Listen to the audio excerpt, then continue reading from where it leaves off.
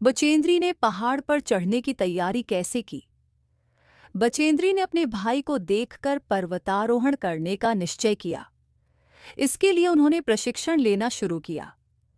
पढ़ाई के साथ साथ बचेंद्री पाल ने पहाड़ पर चढ़ने के अपने लक्ष्य को भी हमेशा अपने सामने रखा। इसी दौरान उन्होंने कालानाग, गंगोत्री ग्लेशियर तथा रूडगेरो पर्वत की चढ़ाई करके अपने आत्मविश्वास को बढ़ाया। हिमालय पर्वतारोहियों के सम्मेलन में तेनजिंग नोरगे और झुंके ताबी से मिली और उनसे प्रभावित होकर एवरेस्ट पर चढ़ने के लिए तैयार हो गई। कर्नल का नाम क्या था? कर्नल का नाम खुल्लर था। लाटू कौन सी रस्सी लाया था? लाटू नायलॉन की रस्सी लाया था। बचेंद्री पाल का बचपन कैसे बीता? बचेंद्री का बचपन बहुत ही मुश्किल में बीता। बचपन में बचेंद्री रोज 5 किलोमीटर पैदल चलकर स्कूल जाती थी। सिलाई का काम सीख लिया था और सिलाई करके पढ़ाई का खर्च जुटाती थी। इस तरह उन्होंने संस्कृत में MA तथा B.Ed की शिक्षा प्राप्त की। बचेंद्री पाल के परिवार का परिचय दीजिए। बचेंद्री का जन्म एक साधारण भारतीय परिवार में हुआ था। उनके माता पिता का नाम हंसादेई नेगी और किशन पाल सिंह था। वे अपने माता पिता के 5 संतानों में से तीसरी संतान थी। बचेंद्री के बड़े भाई को पहाड़ पर चढ़ने का बहुत शौक था। बचेंद्री पाल को कौन सा गौरव प्राप्त है? बचेंद्री को एवरेस्ट की चोटी पर चढ़ने वाली पहली भारतीय महिला होने का गौरव प्राप्त है। बचेंद्री ने क्या निश्चय किया? बचेंद्री ने अपने भाई की तरह पर्वतारोहण करने का निश्चय किया। रोबोटिक संघ ने साधोराम की समस्या का समाधान कैसे निकाला? रोबोनिल और रोबोदीप ने रोबोटिक संघ में जाकर साधोराम के बारे में सारी बातें बता दी।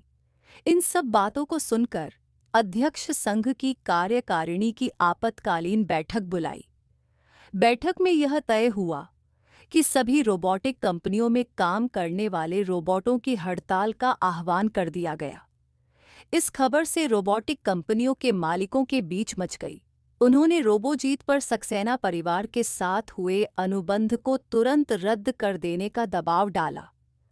मजबूरन उसे धीरज सक्सेना के साथ अपने अनुबंध को तुरंत रद्द करके रोबोनिल को वापस बुलाने की बात को माननी पड़ी।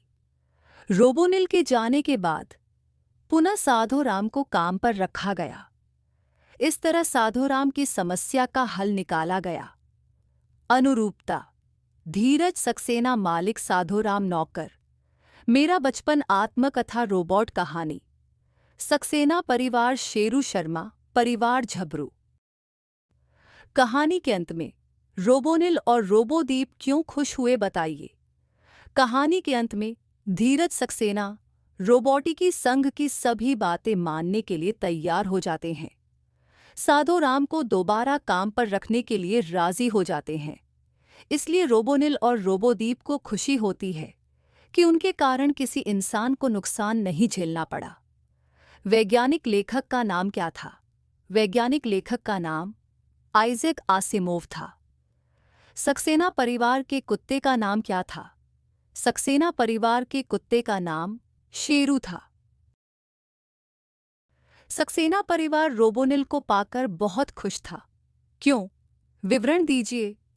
रोबोनिल सुबह नाश्ता कराने, मेहमानों के लिए द्वार खोलने, घर के छोटे बच्चों को कहानियां सुनाने, उनके होमवर्क में मदद करने तथा धीरज सक्सेना जी के वर्ड प्रोसेसर पर काम करने के अलावा शाम को परिवार के कुत्ते को घुमाने का काम भी बड़ी मुस्तैदी के साथ करता था। इसलिए सक्सेना परिवार रोबोनिल को पाकर बहुत खुश था। शर्मा परिवार के कुत्ते का नाम क्या था? शर्मा परिवार के कुत्ते का नाम झबरू था। रोबोनिल और रोबोदीप किससे मिलने गए? रोबोनिल और रोबोदीप रोबोजीत से मिलने गए। धीरज सक्सेना को बुद्धिमान रोबोट की जरूरत क्यों थी? धीरज सक्सेना को अपने नाती पोतों का होमवर्क कराने के लिए, वर्ड प्रोसेसर पर उनका काम संभालने के लिए बुद्धिमान रोबोट की आवश्यकता थी। साधुराम को क्या हुआ था? साधुराम सक्सेना परिवार में काम करता था। अचानक एक दिन चलती बस से गिरकर उसे खतरनाक चोट आ गई। उसे अस्पताल में भर्ती करना पड़ा। धीरज सक्सेना किस कार्यालय में जा पहुंचे? धीरज सक्सेना रोबोटॉनिक्स कॉरपोरेशन कार्यालय में जा पहुंचे। एक रोबोट वैक्यूम क्लीनर से क्या साफ कर रहा था? एक रोबोट वैक्यूम क्लीनर से दफ्तर के फर्श को साफ कर रहा था। समय का सदुपयोग कैसे करना चाहिए? समय अनमोल है और बहुत उपयोगी है। इसका महत्व धन से भी अधिक है। यह भगवान का दिया हुआ अनुपम धन है। समय को जो अपना सच्चा साथी बना लेगा, वह अपने काम में सफल होगा। इसलिए काम करने का जो अवसर प्राप्त होता है, उसे व्यर्थ जाने नहीं देना चाहिए। ऐसा सुसमय फिर कभी नहीं मिलेगा। इसे खोकर आगे बहुत पछताना पड़ेगा। इसलिए हमें समय का सदुपयोग करना चाहिए। कवि किस पर विश्वास करने को कहते हैं? कवि आत्मा पर विश्वास करने को कहते हैं। समय को खोने से क्या होता है? समय को खोने से पछताना पड़ता है। मानव के लिए सुख की प्राप्ति कब संभव है? स्नेह अमूल्य है। आलस्य को त्याग कर, काम को न टाल कर, समय का सदुपयोग करते हुए परिश्रम से काम करने से मानव को सुख की प्राप्ति संभव है। समय की पहचान कविता की अंतिम 4 पंक्तियों का आशय स्पष्ट कीजिए। समय की पहचान कविता के अंतिम 4 पंक्तियों में कवि कहते हैं कि मन लगाकर काम करना चाहिए, संदेह को भगाना चाहिए, अपनी आत्मा पर विश्वास करना चाहिए। जो समय मिला है, यही सुसमय है। इसे खोना नहीं चाहिए, खोकर हमेशा के लिए पछताना पड़ता है। बहाने बनाने का प्रमुख कारण क्या है? बहाने बनाने का प्रमुख कारण आलस है।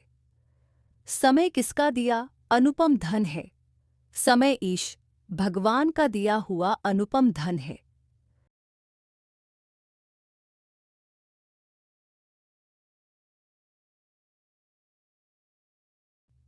किंद्रू लालिम और किंचा लालीदाम दोनों दोस्तों ने तय किया कि वे मकान बनाएंगे। वे नहीं जानते थे कि मकान कैसे बनाए जाते हैं, इसलिए वे पशुओं से पूछताछ करने के लिए जंगल की ओर चल पड़े। हाथी ने दोस्तों को क्या उत्तर दिया? हाथी ने उत्तर दिया कि पेड़ों से लकड़ी के इतने मोटे और मजबूत गोले काट लो जितने उसके पैर हैं। आगे की बात तो वह नहीं जानता था, उसे रत्ती भर भी पता नहीं। आदिवासी कहाँ रहते थे? आदिवासी लोग पूर्वोत्तर भारत में रहते थे। पहले आदमी को मकान बनाना किसने सिखाया? सबसे पहले आदमी को मकान बनाना पशुओं ने सिखाया। 70 लेखक के धूप का चश्मा खो जाने की घटना का वर्णन कीजिए। लेखक दूसरे दिन बैठक में जाने के लिए कमरे के टेबल पर रखा अपना धूप का चश्मा खोजने लगे, पर वह गायब था। लेखक बिना धूप का चश्मा लगाए बैठक में गए। यह बात सम्मेलन में फैल गई। चाय के विराम के समय में एक सज्जन आए और कहने लगे कि बड़ी चोरियां हो रही हैं, देखिए आपका चश्मा ही चला गया। वह धूप का चश्मा लगाए थे। लेखक को याद था कि एक दिन पहले वह नहीं लगाए थे। जो चश्मा वे लगाए थे वह लेखक का ही था और उनके सामने इत्मीनान से बैठे थे। अनुरूपता। मेरा बचपन आत्मकथा ईमानदारों के सम्मेलन में व्यंग्य रचना। बिस्तर के नीचे दबाया नई चप्पलें, सिर के नीचे दबाया पहनने के कपड़े। पहले दिन चप्पलें गायब, अंतिम दिन ताला गायब। ईमानदारों के सम्मेलन पाठ में मुख्य अतिथि की बेईमानी कैसे व्यक्त हुई है? लेखक दूसरे दर्जे में सफ़र करके पहले दर्जे का किराया लेना चाहते थे। स्टेशन पर बड़ी बड़ी फूल मालाएं डालकर लेखक का स्वागत किया गया, पर लेखक ने उन्हें बेचकर पैसे लेने की बात सोची। सम्मेलन के उद्घाटन के बाद लेखक की नई चप्पलें गायब थीं। तब उन्होंने दूसरों की चप्पलें पहन ली। इन सारी घटनाओं में उनकी बेईमानी दिखाई देती है। परसाई जी ने कमरा छोड़कर जाने का निर्णय क्यों लिया? सम्मेलन में लेखक की चप्पलें, चादरें, धूप का चश्मा और कमरे का ताला तक चोरी हो गया था। इन चोरियों से डरकर उन्होंने कमरा छोड़कर जाने का निर्णय लिया। लेखक दूसरे दर्जे में क्यों सफ़र करना चाहते थे? लेखक 150 रुपये बचाने के लिए दूसरे दर्जे में सफ़र करना चाहते थे। सम्मेलन में लेखक के भाग लेने से किन किन को प्रेरणा मिलेगी? सम्मेलन में लेखक के भाग लेने से ईमानदारों और उदीयमान ईमानदारों को प्रेरणा मिलेगी। चप्पलों की चोरी से बचने के लिए ईमानदार डेलीगेट ने क्या सुझाव दिया? चप्पलों की चोरी से बचने के लिए ईमानदार डेलीगेट ने सुझाव दिया कि चप्पलें एक ही जगह नहीं उतारना चाहिए। एक चप्पल एक जगह तो दूसरी 10 फीट दूर, तब चप्पलें चोरी नहीं होती। एक ही जगह जोड़ी होगी तो कोई भी पहन लेगा। लेखक ने मंत्री को क्या समझाया? लेखक ने मंत्री को समझाया कि ईमानदारों के सम्मेलन में पुलिस ईमानदारों की तलाशी ले, यह बड़ी अशोभनीय बात होगी। फिर इतने बड़े सम्मेलन में थोड़ी गड़बड़ी होगी ही। स्वागत समिति के मंत्री किसको डांटने लगे? स्वागत समिति के मंत्री कार्यकर्ताओं को डांटने लगे। लेखक पहनने के कपड़े कहाँ दबाकर सोए? लेखक पहनने के कपड़े सिरहाने दबाकर सोए। लेखक को कहाँ ठहराया गया? लेखक को होटल के एक बड़े कमरे में ठहराया गया। समाज के लिए इंटरनेट एक बड़ा वरदान है। कैसे? स्पष्ट कीजिए। इंटरनेट द्वारा कोई विचार, विषय, स्थिर चित्र, वीडियो चित्र या एक पुस्तकालय की किताबों के विषय को कम समय और कम खर्च में आसानी से कहीं भी भेज सकते हैं। इंटरनेट बैंकिंग द्वारा घर बैठे बैठे खरीदारी कर सकते हैं और कोई भी बिल भी भर सकते हैं।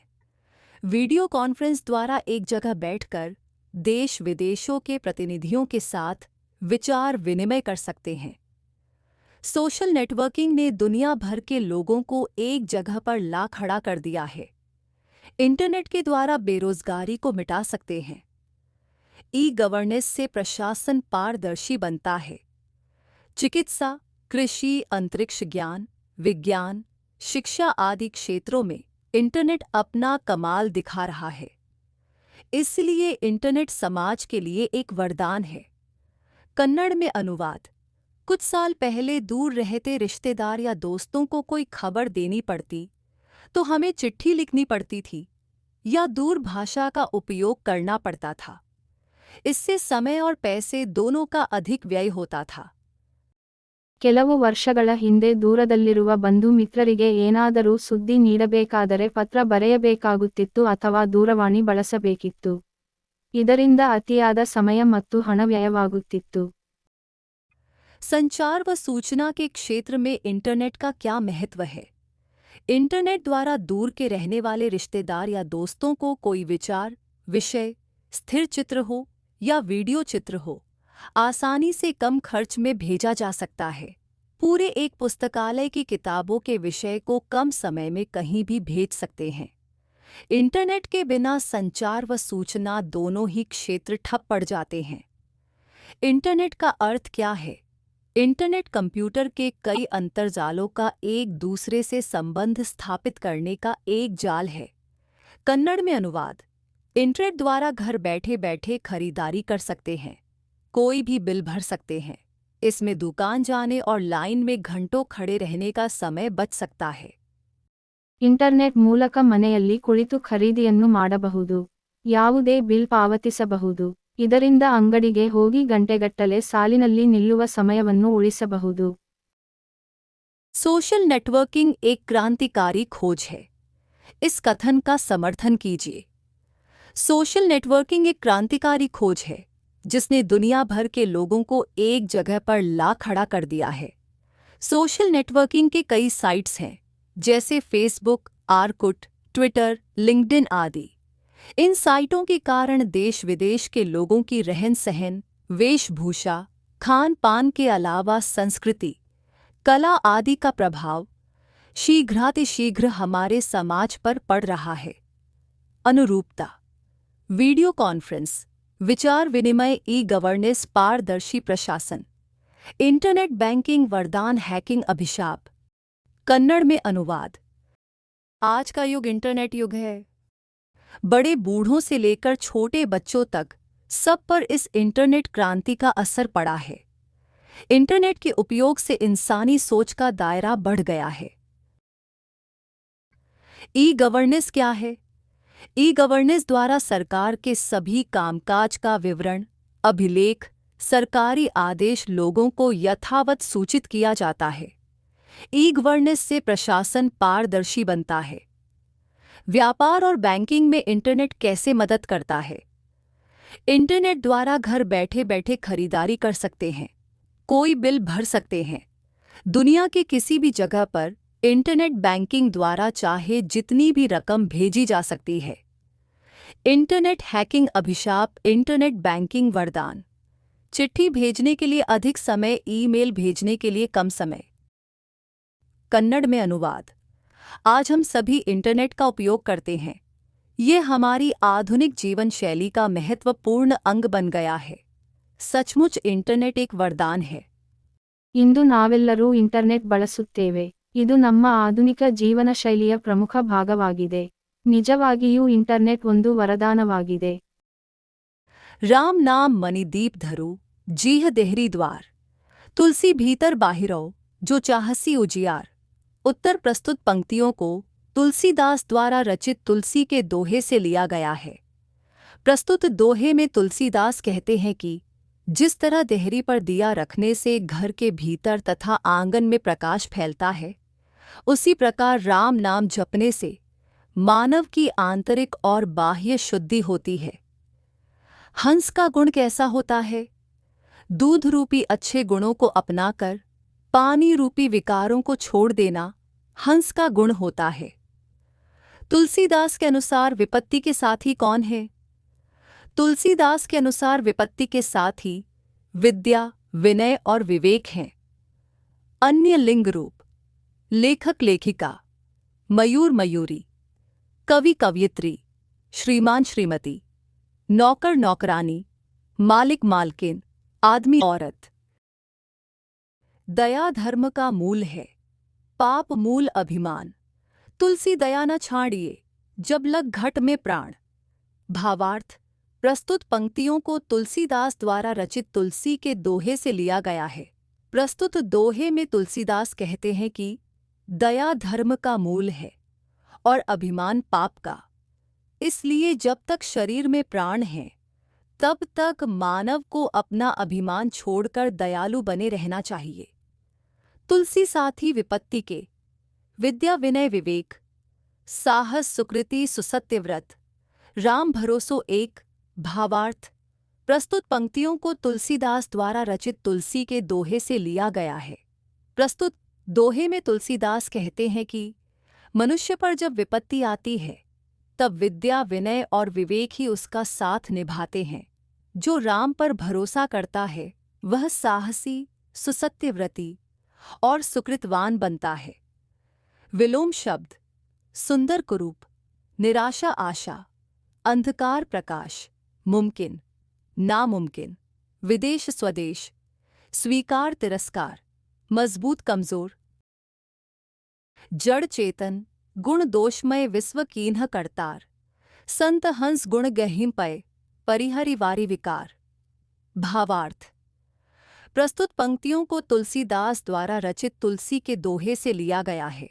प्रस्तुत दोहे में तुलसीदास कहते हैं कि सृष्टिकर्ता ने संसार को जड़ चेतन और गुण दोष मिलाकर बनाया है, अर्थात इस संसार में अच्छे बुरे, समझ नासमझ के रूप में अनेक गुण दोष भरे हुए हैं। लेकिन हंस रूपी साधु लोग विकारों को छोड़कर अच्छे गुणों को अपनाते हैं। जीव की तुलना, देहरी से राम नाम की तुलना दीप से।